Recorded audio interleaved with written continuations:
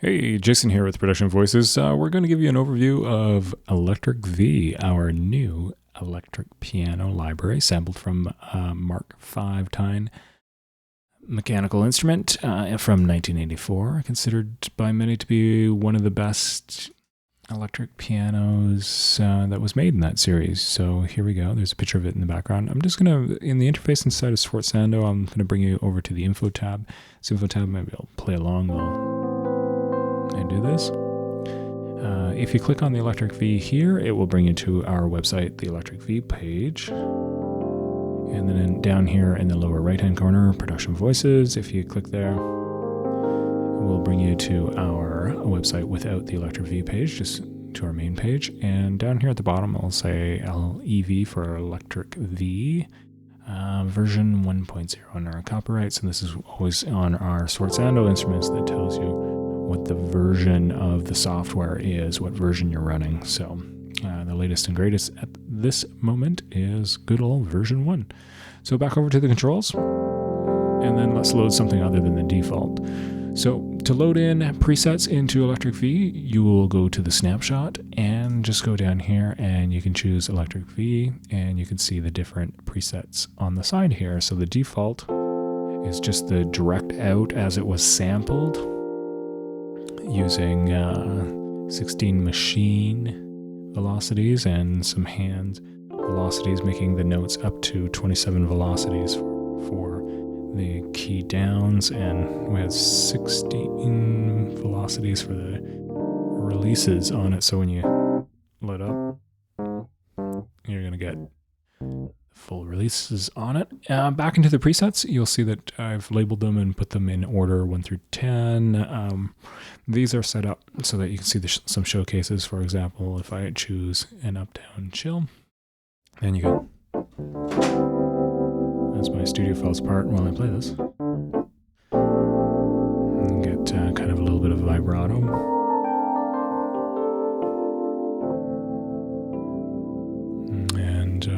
Let's get into the other presets. So we can go through, and the showcase is just some presets that I thought were great to kind of see what's going on here.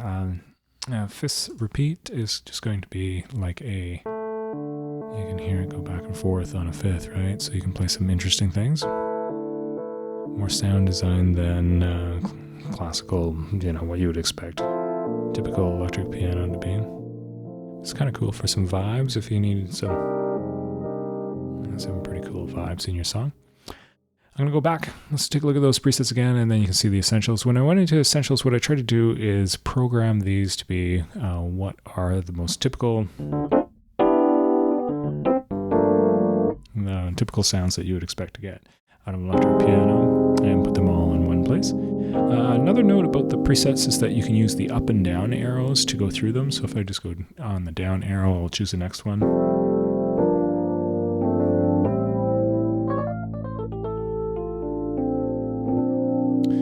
I'm not exactly the world's best electric piano player, but you can bear with me. As we go through, you can see that was the essentials, and then we already are on the ensemble. Production are more sounds that would fit into your production. Being a child of the 80s myself, we can choose the Electric V to the 80s, which is going to be more ballad type things. Something kind of that nice reverb with a little bit of chorus added in, right?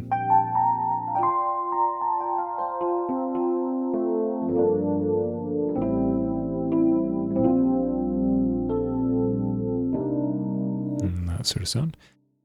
So there are your presets. We can get into some pretty funky ones as well. I've got some rhythmic arpeggiated. Some of these, such as Octave Dreamer, is a pretty cool one. It just goes back and forth between octaves, right? But when you play it, let's do something minor.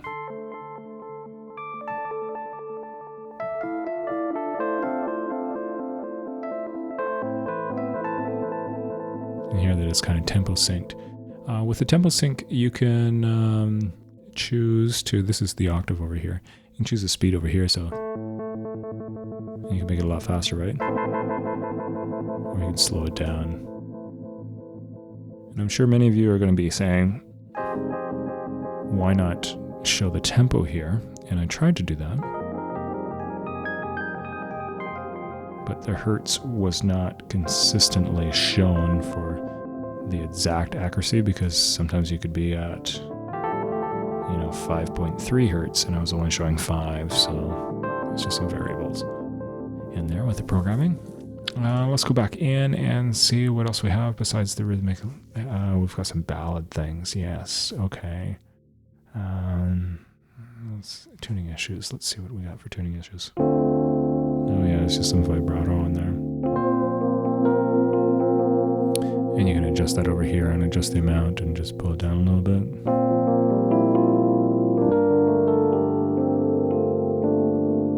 And so on. So all of these you can get through and have a good listen through them. I have a preset video on YouTube and on our website as well, so that you can check them out. Some effects. Let's see, EV atmospheric. This is some other sounds. Oh yeah, nice. I love it. The problem with creating these videos is that I'm going to spend all day just playing this thing instead of actually telling you what we need to do. Okay, so let's go through the interface. I'm going to bring this back to more of a standard sound, so maybe I'll go back to that up, down, chill. And let's quickly go through the interface here. So on the interface, this is on the controls page. Down here, you'll have an effects section. It defaults to drive on most of these. And the drive is just kind of like a typical drive on an amp. You can overdrive it easily, as you can hear, as I get a little bit of the spank. And whenever you choose a different preset, so up top here, if we were to choose, depending on the preset that we have, it will choose a different effect. So these show all the different effects that are available within the interface. It's going to change the controls down here.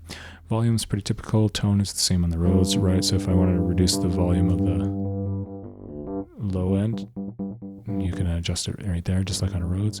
Touch response is kind of like velocity, but here I'll explain what's happening. I'm going to play a note with a low velocity, and then a high velocity, and then I will adjust the touch response, and then now there's less dynamic range as we reduce touch response, and then you can adjust that. So then this controls the difference between the volumes of the low velocities versus the high velocities, essentially. And for some, it can act kind of as a compressor. Okay, so let's turn the releases on and off. One reason to not have the releases might be in your song, you can't hear them or something, but it's still pretty authentic with them. So this is without the release. You can hear that it's just an envelope that's closing the sound now with it.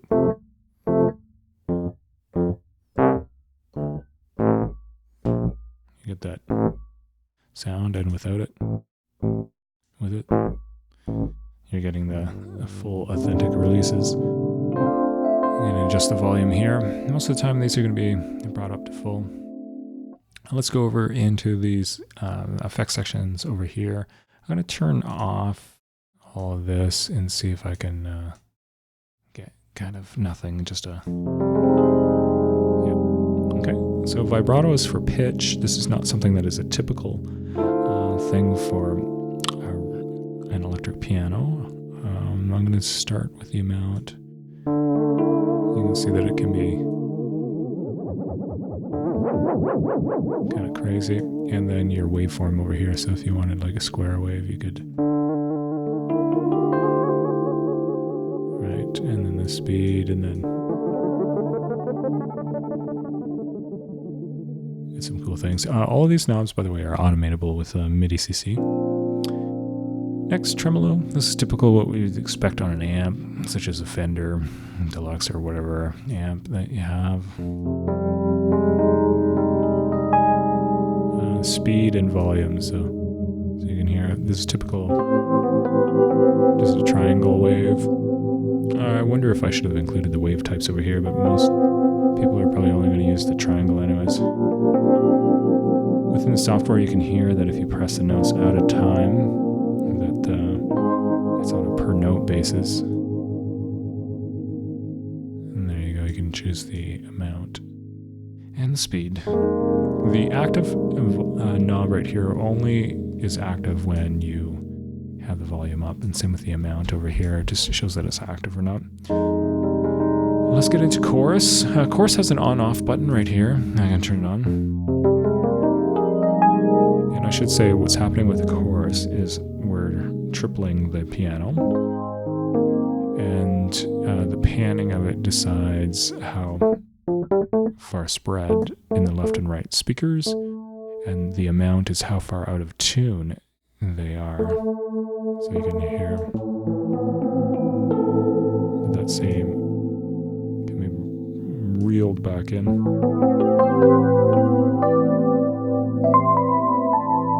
So with the chorus, one of the issues that we have is that it's a polyphony hog. That when I play one note, it's actually playing three. It's playing a detuned version that is in the negatives and a detuned version in the positives above and below the pitch of the note, all determined by the amount here. So you can get some really nice chorus, and you can dial it in with the volume and the amount. The volume is the volume of the chorus versus the unprocessed amount. So if I go here, now even if you turn it all the way down, you're still going to have an issue. The issue is that you're still using the polyphony, even though you can't hear it, right? So I'm going to bring this back up. And then if you want to turn that off, this is the on-off button. As soon as you go on-off, then you're going to get that polyphony brought back to the normal amounts. Okay, next, going back into panning. So here's a nice auto panning. And active again is on width. So then we can do the width. And there you can hear it wide now. I'm going to increase the speed of that just so you can hear. And then you can change the different, how it pans. Most people are going to use just a triangle wave. And I'll turn down the speed. The cool thing about AutoPan is that when you combine it with chorus, you can get some really nice effects. And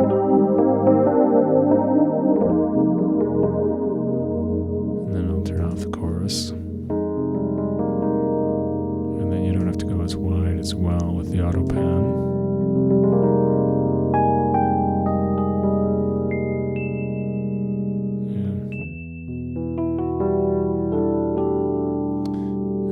Turn it off, you just turn the width off and it will stop that. Next, auto wah. Let's see if I can get this to work.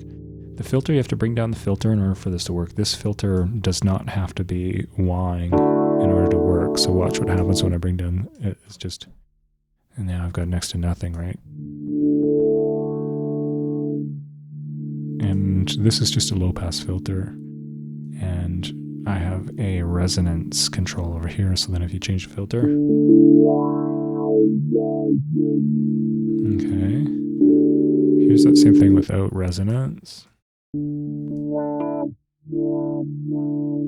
Okay, we'll add the resonance back in and do the same filter sweep. And you can overdrive easily. I should mention that there's delay on some of these. You'll see that there's a delay over here. That delay, I'm going to go back just for a second to, gotta open the filter all the way up. Resonance down. And the delay, if I increase the delay, means that when you play a note, it's going to come in the center. And then it will slowly introduce the delay into the left and right speakers. I'm going to make this super fast so that you can hear it. And you can hear it kind of delay in, right? So then if I bring the speed down, then you start to get the panning happening. And this is kind of good for giving your playing articulation, but then when you play fast note, then when you hold it down,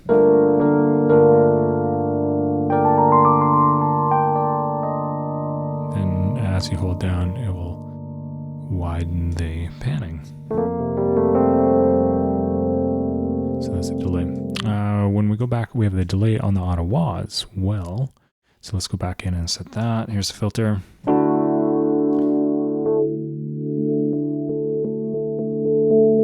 a little bit of resonance. The depth is by how much it's going to move. So that might be, and the speed is how fast.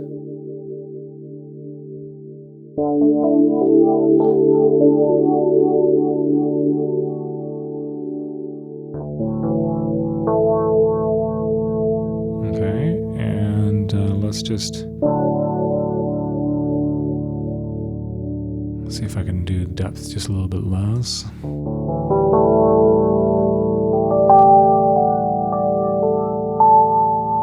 Open it up a bit.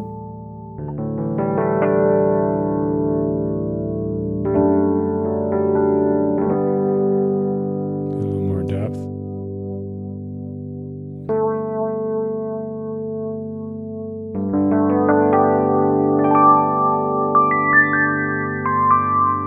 So we'll add back in our auto pan.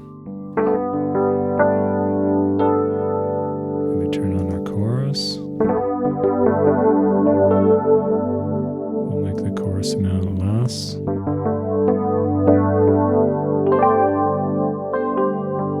We'll go gangbusters here and add some tremolo as well.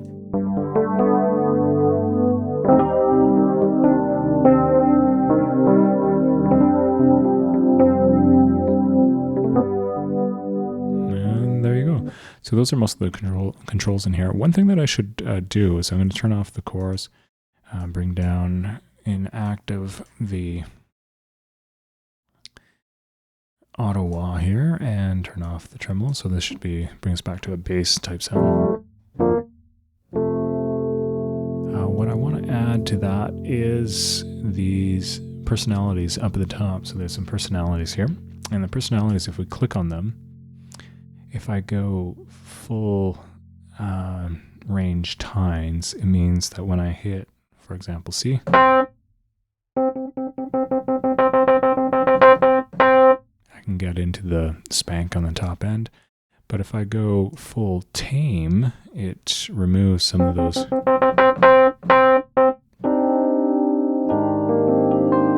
It's less of the spank on the top end, and it maps them a little bit differently. Mellow Ballad, I'm not going to get, no matter how hard I press, you're never going to get that aggressive tone.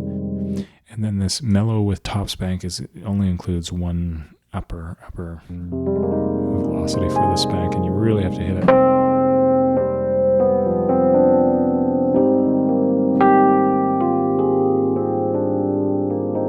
In order to get it. So those personalities are explained in the manual. Most people will want the authentic full range tines, but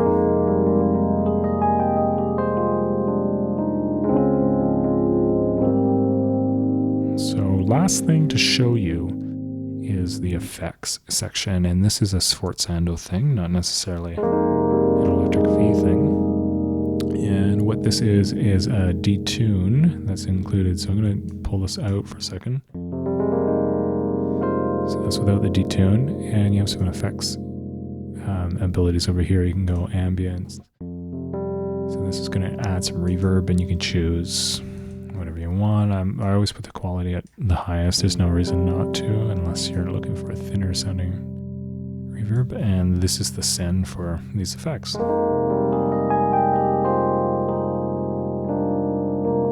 So you have the choice between ambience, which is essentially reverb, and detune. And when you go back to the controls, you can combine any of the other things that we were doing before. So there's the Ottawa.